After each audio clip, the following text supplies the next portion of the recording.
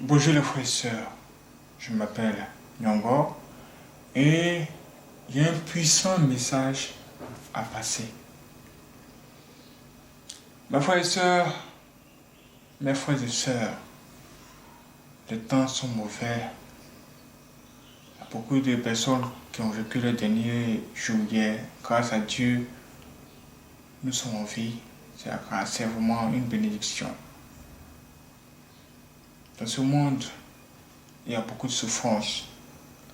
Dans ce monde, il y a beaucoup de choses qu'on ne peut pas tout expliquer juste là comme ça. Mais vous devez retenir une seule chose. Dieu est avec le peuple opprimé. Dieu est avec le peuple opprimé. Si vous traversez des moments difficiles et que vous pensez que Dieu vous a oublié, vous mentez. Non. Dieu ne peut pas vous oublier.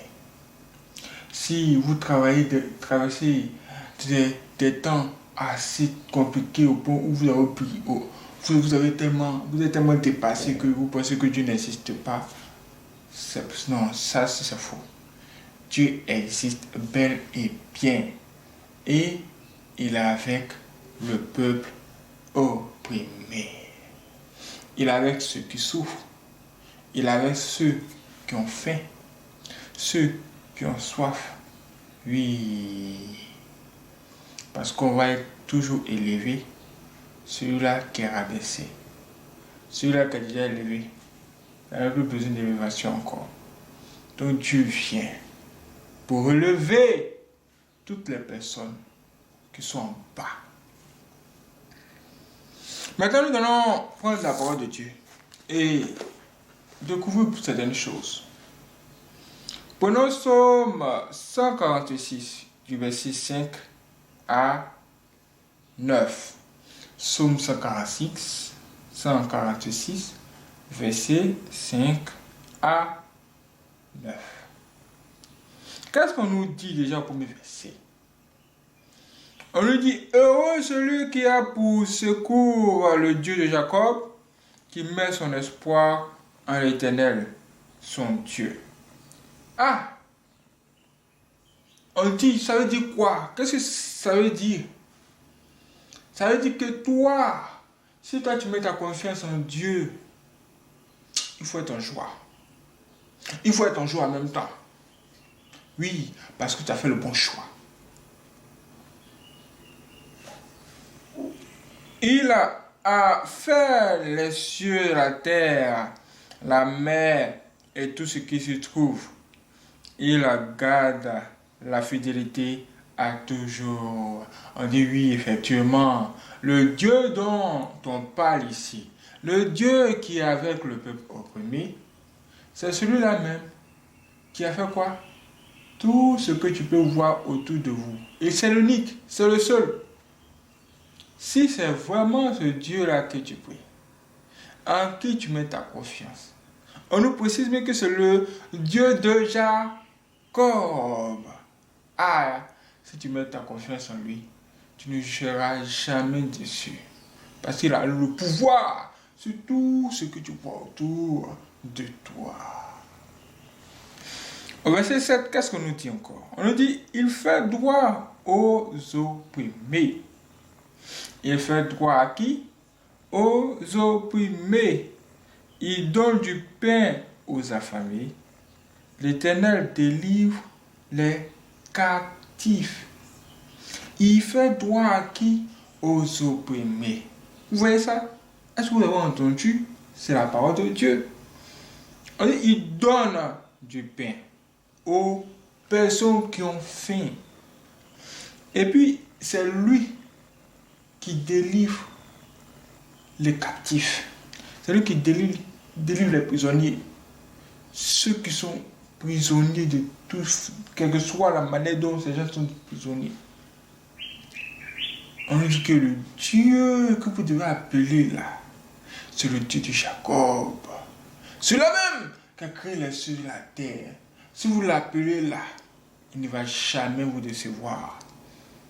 Il va venir au bon moment vous faire sortir de la souffrance, vous donner du pain à manger et vous délivrer de toutes sortes de prisons. Ah, ça c'est extraordinaire. Ça c'est extraordinaire. Celui qui a le pouvoir de le faire. Mais d'avant, toi, il faut mettre ta force, ta confiance en lui maintenant. Appuie-toi sur lui seul et marche. Appuie-toi sur lui aujourd'hui et marche. Les temps sont mauvais. Tu ne peux pas écouter la Côte d'Ivoire, le monde entier.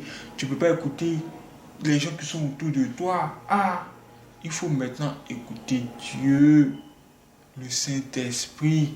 Et qu'est-ce que la parole de Dieu te dit surtout? Là, tu auras ta réponse. Oui.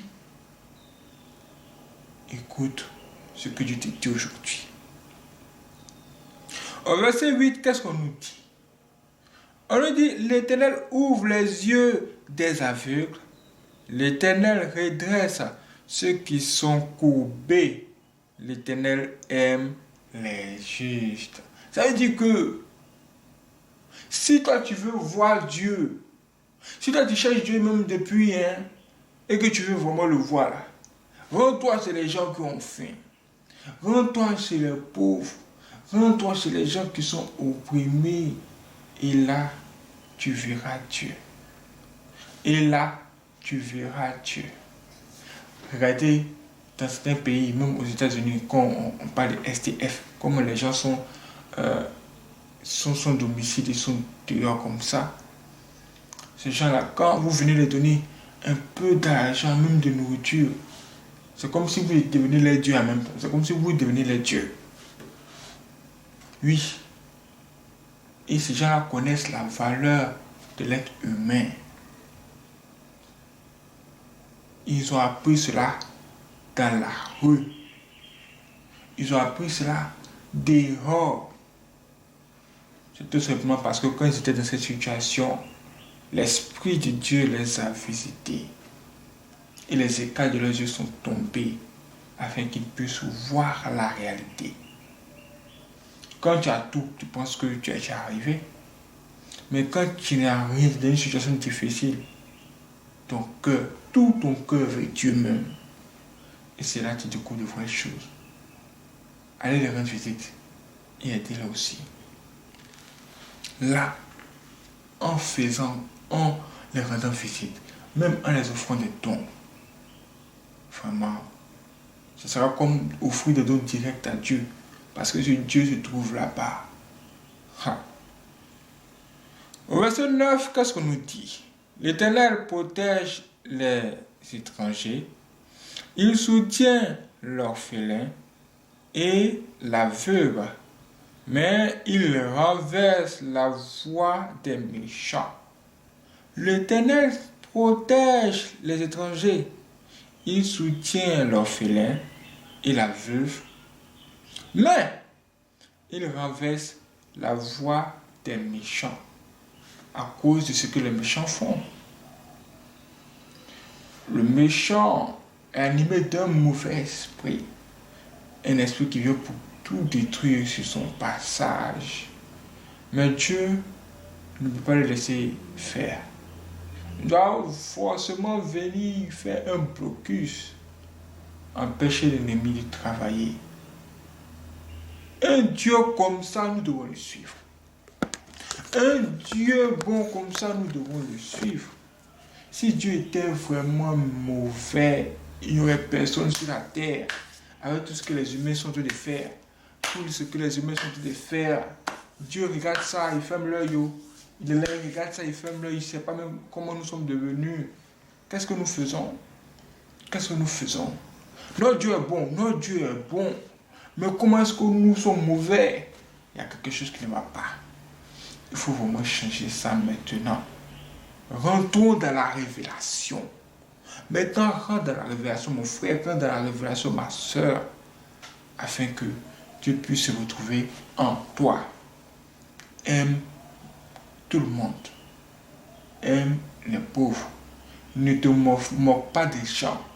Parce que si tu te moques des gens, ou tu te moques de quelqu'un, ou tu te moques d'une personne qui est pauvre, Tu seras en train de te moquer de Dieu direct. Parce que Dieu se trouve avec ces gens-là.